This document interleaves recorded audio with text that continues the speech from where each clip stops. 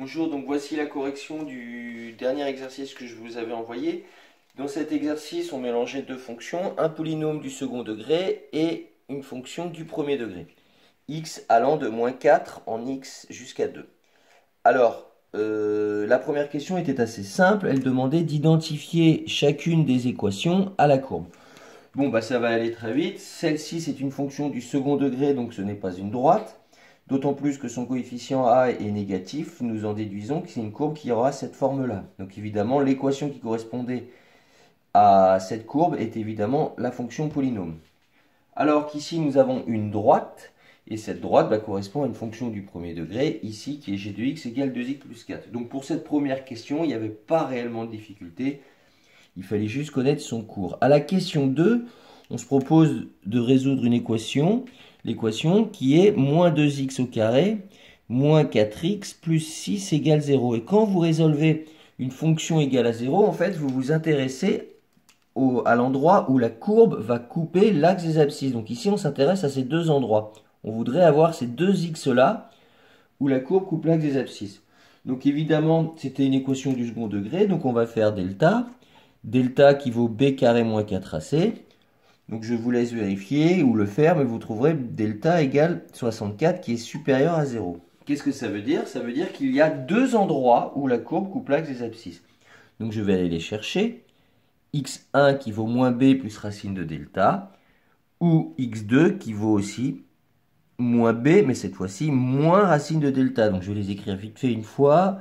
Soit c'est moins b plus racine de delta sur 2 fois a, ou soit c'est moins b moins racine de delta sur 2 fois a. Et en écrivant ces deux solutions, qu'est-ce que cela me donne? Cela me donne ici moins b, donc b ici, vous voyez bien qu'il vaut moins 4, mais comme c'est moins b, il faut bien changer quelque chose, ça devient 4 plus racine de 64 sur 2 fois a sur moins 4, 2 fois moins 2. Ça va être la même formule ici, sauf que là, il y aura un moins au milieu, 4 moins racine de 64 sur moins 4. Une fois résolu, qu'est-ce qu'on obtient? Eh bien, on obtient ici comme première solution, racine de 64, c'est 8, donc 4 plus 8, 12, divisé par moins 4, ça fait moins 3.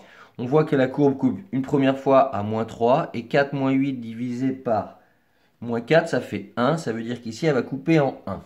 Alors ici, c'est 0,5 en abscisse, l'échelle sur la calculatrice. Donc ici, on voit bien qu'on coupe en moins 3 et en 1. Donc ça, c'était la première équation, très simple, puisque vous en avez fait beaucoup. Maintenant, on se posait la même question, mais pour la droite. C'est-à-dire, quand est-ce que la droite va couper l'axe des abscisses? Eh bien, la droite va couper l'axe des abscisses. On va voir la réponse tout de suite. On résout l'équation. 2x plus 4 est égal à 0. Donc là, changement de méthode, c'est une équation du premier degré. Donc là, les x d'un côté et les nombres de l'autre. Ce qui donne 2x égale moins 4. Ce qui donne x est égal à moins 4 divisé par 2. Donc x vaut moins 2. Allons voir dans le repère qui correspond à x égale moins 2. Donc ici, moins 0,5, moins 1, moins 1,5, moins 2. C'est encore l'endroit où la droite coupe l'axe des abscisses. Donc vraiment, résoudre une équation égale à 0, c'est simplement pour trouver l'endroit où votre courbe traverse l'axe des abscisses. Et vous avez la réponse à la fin, vous avez le x où la courbe traverse l'axe des abscisses. Donc ça, c'était assez simple comme question. Ensuite, on passait à la question 3 qui s'intéressait cette fois-ci au tableau de variation des deux courbes. Bon alors, pour la droite, c'est assez facile. Ici, je vous ai refait le tableau. Donc ici, x va de moins 4 à 2. Et pendant que x va de moins 4 à 2, on vous demande le comportement des résultats y. Est-ce que les résultats y sont de plus en plus grands ou est-ce que les résultats x sont de plus en plus petits? Y sont de plus en plus petits. Mais ici, il suffit de suivre l'allure de la courbe que l'on voit là, la droite.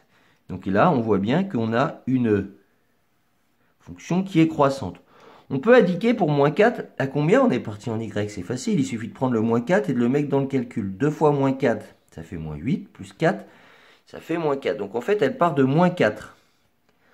Ensuite, ici, c'est-à-dire que quand x vaut moins 4, elle est à moins 4 en y. Ensuite, la droite monte, et quand x vaut 2, elle est rendue à quelle hauteur y? 2 fois 2, 4, plus 4, 8.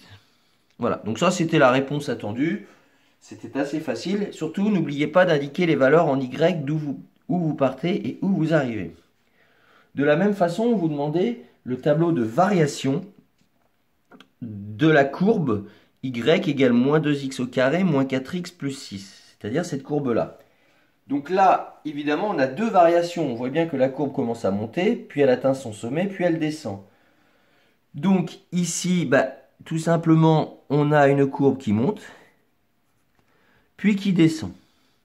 Il faut que j'indique déjà le x qui correspond au sommet. Cette valeur-là, c'est un x. Donc ici, cet x, c'est le x qui correspond au sommet. On voit ici sur le graphique très clairement que le x, c'est moins 1.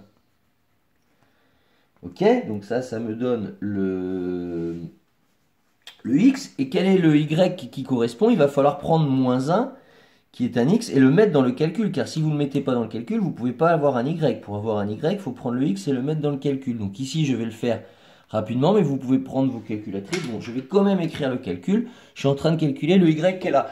Donc y est égal à moins 2 fois moins 1 au carré moins 4 fois moins 1 plus 6. Donc y est égal à moins 1 au carré. Ça fait moins 1 fois moins 1. Vous remarquerez d'ailleurs que le moins 1 qui est négatif que j'ai mis à la place du x, ici il est entouré de parenthèses. Donc moins 1 fois moins 1, ça fait bien 1 fois moins 2, ça fait moins 2. Moins 4 fois moins 1, ça fait plus 4. Et ici, il y a plus 6. Donc, on obtient un y qui est égal à combien? On obtient un y qui est égal à 8. Ça y est, j'ai ma réponse. Quand x vaut moins 1, la courbe atteint une hauteur y qui vaut 8. Ensuite, il faut que j'indique les valeurs de départ, c'est-à-dire les valeurs que j'obtiens quand x vaut moins 4 et quand x vaut 2. Alors, quand x vaut moins 4, ici, c'est exactement la même méthode. On va mettre le moins 4 à la place du x et on va calculer le y. Donc ici, moi, je vais le faire assez rapidement. Vous pourrez vérifier à la calculatrice. Faites-le parce que ça vous habitue à faire ces petits calculs. Donc moins 4, il prend la place de x ici au carré, ça fait 16. Fois moins 2, ça fait moins 32. Moins 4 fois moins 4, ici, ça fait 16. Moins 32 plus 16, ça fait moins 16. Et plus 6, ici, on est à moins 10. De la même façon, je vais prendre mon x égale à 2 et que je vais le mettre dans le calcul. Vous revérifierez à la calculatrice. De 2, ici, il est à la place du carré. Donc 2 au carré, 4 fois moins 2, moins 8. Ici, j'ai moins 8. Moins 4 fois 2, j'ai encore moins 8. Moins 8, moins 8, ça fait moins 16. Et plus 6, ça fait moins 10. Donc ici, je retrouve en gros les variations de mon polynôme. Je dis que quand x vaut moins 4, elle était en ordonnée à moins 10. Que quand x vaut moins 1 en hauteur, elle était à 8. Et ensuite, elle a chuté pendant que x allait jusqu'à 2 et les y ont chuté jusqu'à moins 10. Donc ça vous donne le tableau de variation. Dans un tableau de variation, on met des flèches indiquant les variations de la fonction.